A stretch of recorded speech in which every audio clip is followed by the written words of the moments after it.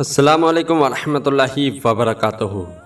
حضرت ایوب علیہ السلام کی ماں حضرت لوط علیہ السلام کی بیٹی تھیں اور حضرت ایوب علیہ السلام کی بیوی فراہیم بن یوسف کی بیٹی تھیں۔ حضرت ایوب علیہ السلام کو اللہ تبارک و تعالیٰ نے خوشحالی بخشی تھی۔ ہزاروں اونٹ، ہزاروں بکریاں اور بہت سے غلام حضرت ایوب علیہ السلام کی ملکیت میں تھے۔ اللہ عز و جل نے حضرت ایوب علیہ السلام کو 7 بیٹے اور 7 بیٹیاں عطا کی تھی۔ حضرت ایوب علیہ السلام ہمیشہ اللہ عز و جل کا شکر ادا کرتے رہتے اور نماز پڑھتے تھے۔ اللہ عز و جل نے حضرت ایوب علیہ السلام کو پیغمبری عطا کی تھی اور حضرت ایوب علیہ السلام بندگی اور خیرات کرنے میں سب سے آگے تھے۔ اسی وجہ سے شیطان کی مجال نہ تھی کہ وہ حضرت ایوب علیہ السلام کے آس پاس بھی بھٹک سکے۔ شیطان مردود کے دل میں حضرت ایوب علیہ السلام کے لیے حسد کا شعلہ بھڑک اٹھا۔ اس نے حضرت ایوب علیہ السلام سے عداوت کی ٹھان لی۔ تبھی اللہ کی طرف سے شیطان کو یہ پیغام پہنچا: اے مردود، ایوب میرا نیک اور شکر گزار بندہ ہے، اس پر تیرا حربہ کارگر نہیں ہوگا اور وہ تیرے بہکاوے میں نہیں آئے گا۔ اس پر شیطان نے کہا: خداوند، تو نے اس کو دولت اور خوشحالی دی، اولاد سے اس کی آنکھیں روشن ہیں، پھر وہ تیرا شکر کیوں نہ ادا کرے گا؟ ہم تو جب جانے کہ تو یہ نعمتیں اس سے لے لے، پھر بھی وہ تجھے یاد کرے۔ اگر یہ نعمتیں اس سے چھن گئیں تو وہ تجھے بھول جائے گا اور تیری بندگی سے دور جا پڑے گا۔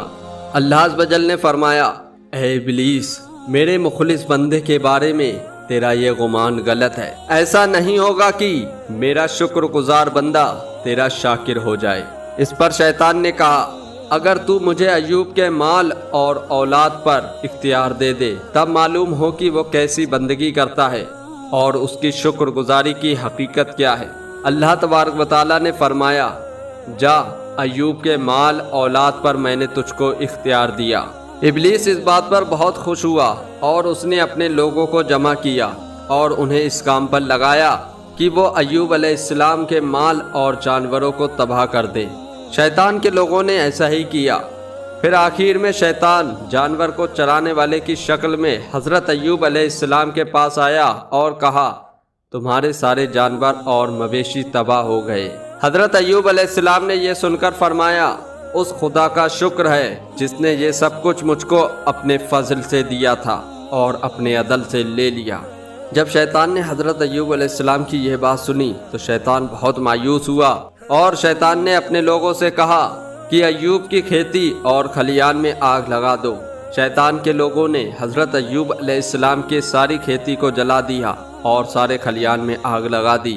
پھر شیطان حضرت ایوب علیہ السلام کے وکیل کی صورت میں آ کر بولا: تم تو نماز میں لگے ہو اور تمہاری کھیتیاں اور کھلیان جل کر خاک ہو گئے، درخت اور باغ سوکھ گئے۔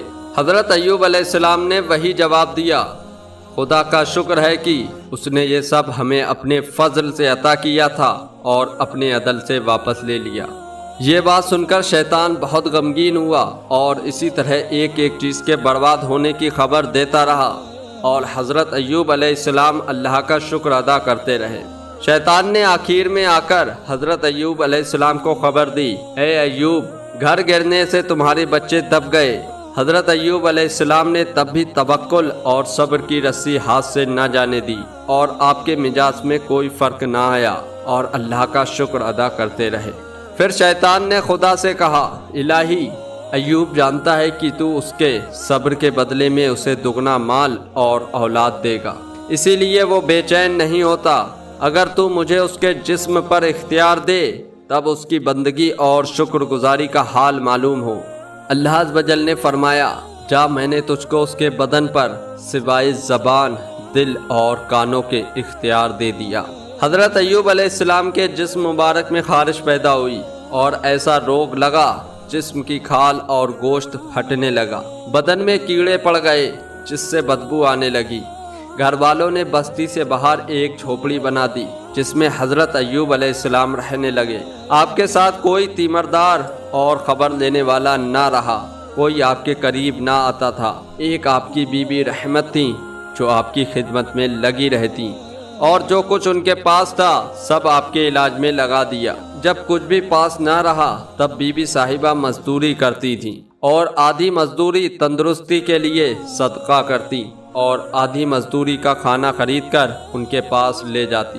جب حضرت ایوب علیہ السلام کی بیوی مزدوری کے لیے جاتی تھیں تو شیطان مردود راستے میں کھڑے ہو کر انہیں منع کرتا، آپ ایسی حسین جمیل خاتون کس لیے مزدوری کرتی ہیں اور اپنی جوانی ایسے شخص کی خدمت میں کیوں برباد کرتی ہیں جس پر اللہ کا قہر اترا ہے؟ یہاں ایک مصر کا سردار نہایت ہی مالدار اور اختیار والا ہے، میں آپ کا نکاح اس سے کرا دوں گا اور اس طرح آپ کا درجہ بڑھے گا اور آپ کی عزت بڑھ جائے گی۔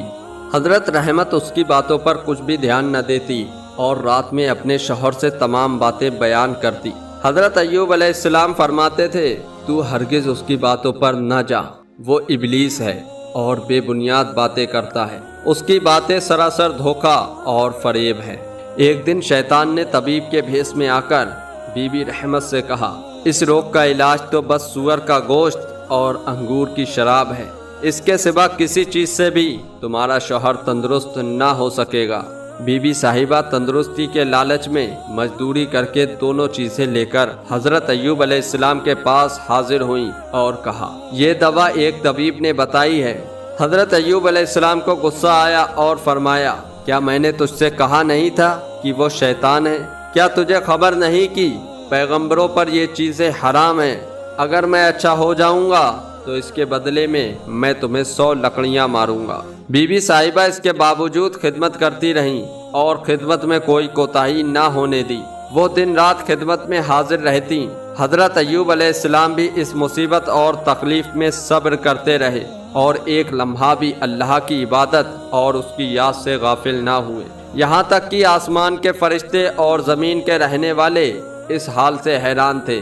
ابلیس کی کوئی چال کامیاب نہ ہوئی۔ حضرت ایوب علیہ السلام کی بندگی، اطاعت اور عقیدے میں کوئی فرق نہ آیا۔ شیطان کا سارا حربہ اور اس کی ساری چال ناکام ہو گئی۔ حضرت ایوب علیہ السلام نے اپنے رب کو پکارا، خدایا مجھ کو بیماری لگ گئی ہے اور تو سب سے بڑھ کر رحم کرنے والا ہے۔ اللہ نے آپ کی پکار سن لی۔ مصیبت کا زمانہ گزرا اور حضرت ایوب علیہ السلام کی آزمائش پوری ہوئی اور وہ اس آزمائش میں کھرے اترے اور حضرت جبرائیل امین ان کی جھوپڑی میں آئے۔ اللہ کی طرف سے انہیں تندرستی کی خوشخبری سنائی۔ حضرت جبرائیل علیہ السلام نے حضرت ایوب علیہ السلام کا ہاتھ پکڑ کر اٹھایا اور فرمایا، اپنا داہنا پاؤں زمین میں مارو۔ حضرت ایوب علیہ السلام کے پاؤں مارتے ہی ایک گرم چشمہ پیدا ہوا۔ پھر حضرت ایوب علیہ السلام نے اس چشمے میں غسل کیا اور تمام مرض بدن سے دور ہو گئے۔ پھر جبرائیل علیہ السلام کے کہنے سے آپ نے بایاں پیر زمین پر مارا اور ایک سرد چشمہ پھوٹ نکلا، اس میں سے آپ نے پانی پیا، جس کی برکت سے تمام اندرونی تکلیف اور خرابی دور ہو گئی۔ حضرت جبرائیل علیہ السلام حضرت ایوب علیہ السلام کے پاس بیٹھے ہی تھے کہ بی بی صاحبہ مزدوری کر کے آئیں اور دو تندرست آدمیوں کو دیکھ کر حیرت سے کہا، یہاں میرا ایک بیمار شوہر تھا، وہ کہاں ہے؟ حضرت جبرائیل علیہ السلام نے کہا، اگر تو اسے دیکھے گی تو پہچان نہ پائے گی۔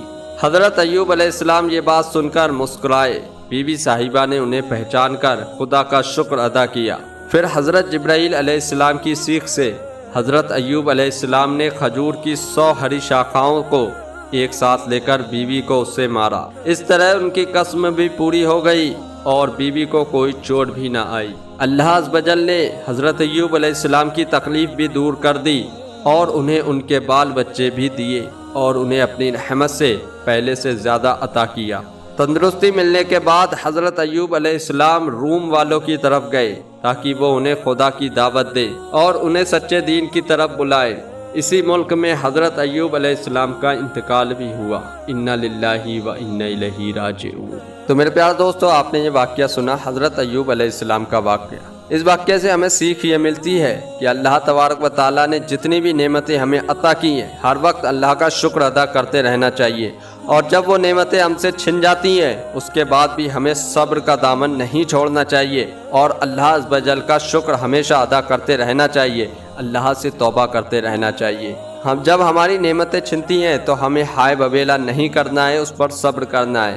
انشاءاللہ عز و جل جب ہم صبر کریں گے اور ہمارا جب آزمائش کا دور ختم ہو جائے گا، اس کے بعد اللہ تبارک و تعالی ہمیں دگنا عطا کرے گا۔